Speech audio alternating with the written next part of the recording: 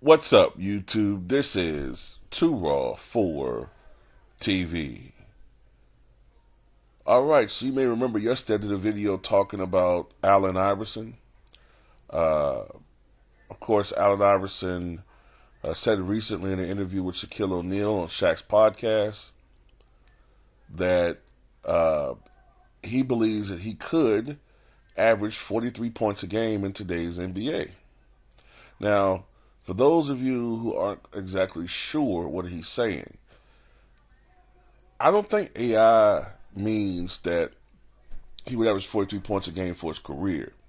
I think he means that in the optimum situation where there's a lack of a secondary score on the team, and if he really if he was in a situation like Kobe was in 2005, 2006, he could average 43 points a game in this NBA. And I have no doubt about it that he could do that. I agree with that. One person who doesn't agree with this is Brian Windhorst, who, for some reason feels like AI's game doesn't translate into today's NBA. And this is what he had to say. Oh, God. Average 43. Look, I'm not saying anything bad about a legend who helped carry the NBA when Michael Jordan retired. But if we're going to talk about how things are different today, we have to talk about both sides of it, which is why he wouldn't average 43.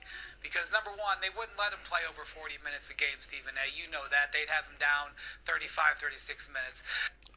Okay, first of all, that didn't seem to stop James Harden, who was averaging 36, 37 minutes leading the NBA, or being amongst the leaders. And he was averaging 34 and 36 points per game. And James Harden pretty much had three moves. The step back three, which they all worshipped like it was unstoppable. The drive to the basket, which was nowhere near like the speed of and quickness and ferocity of Allen Iverson.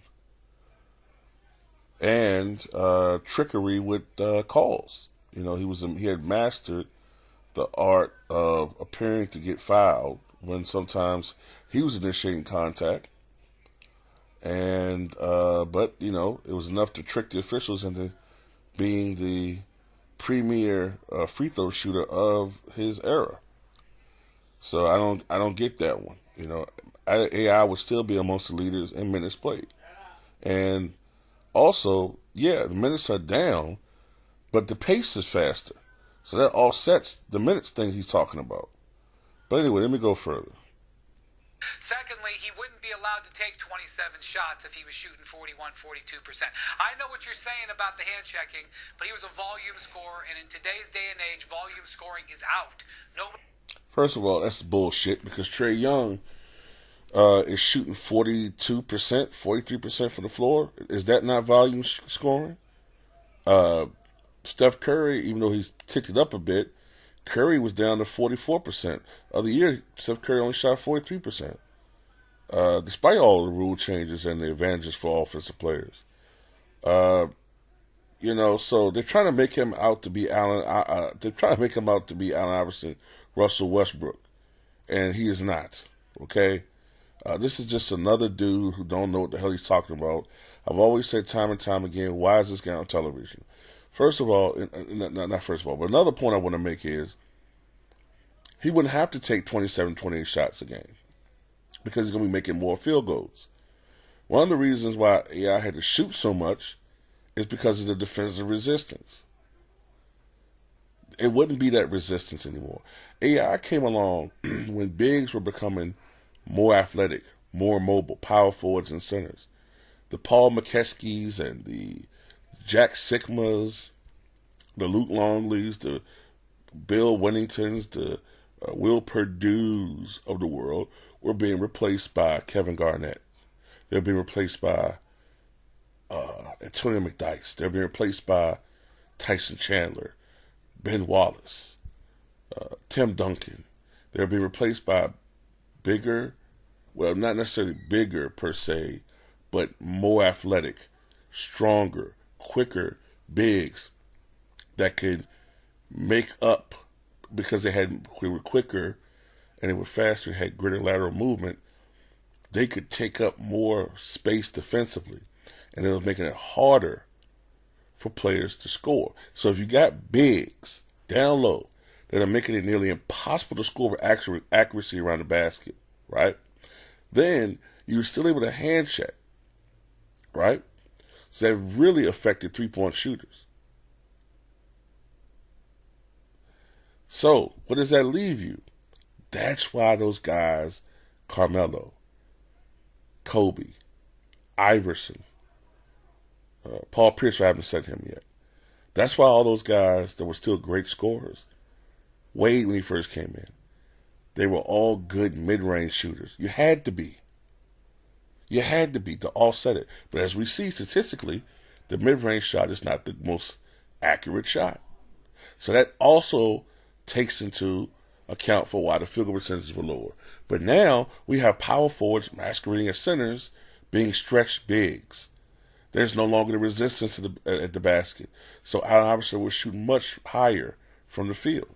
He wouldn't just rely on shooting threes, which is partially why Trae Young shoots such a terrible percentage. But let me go forward. Nobody wants a volume score. If you're a volume scorer, yeah, but he would have had easily. And third, true, but he also got to the foul line a lot. I know they didn't call everything, but a big part of this game was getting to the foul line. He did benefit from that. The other thing I'll say is, at the other end of the court, they would target him like crazy in switches that he got away with back then when he had a defensive-based team and the game was played differently and they could protect him. They could protect him also because of the way they could play defense. He would be an absolute... Kendrick Perkins has his head in his hands. He's probably like, man, what the fuck is this motherfucker talking about? Dead red target on defense, which would be hard to have him out there. Okay, so what's Steph Curry?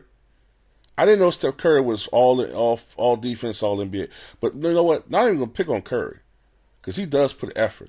Why the fuck is Trae Young out there?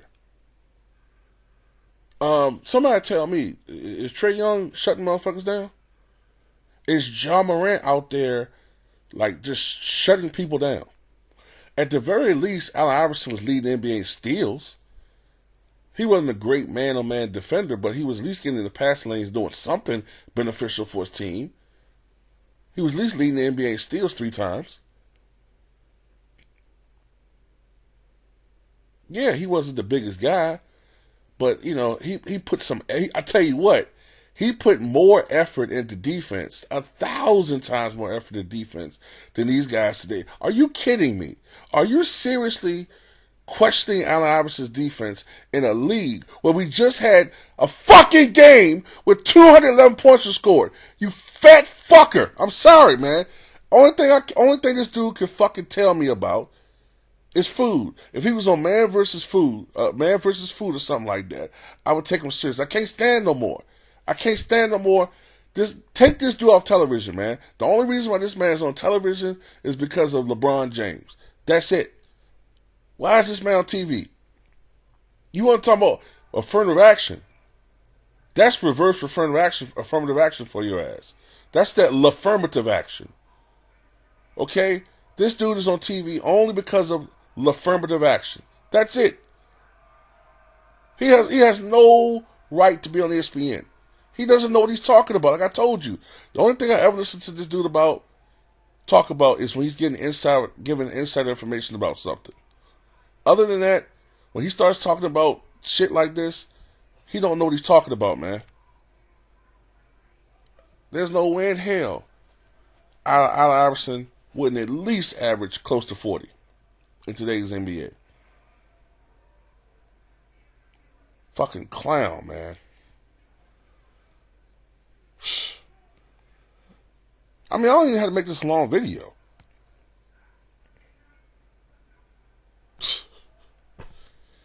This dude talking about the NBA like the defenses are better today.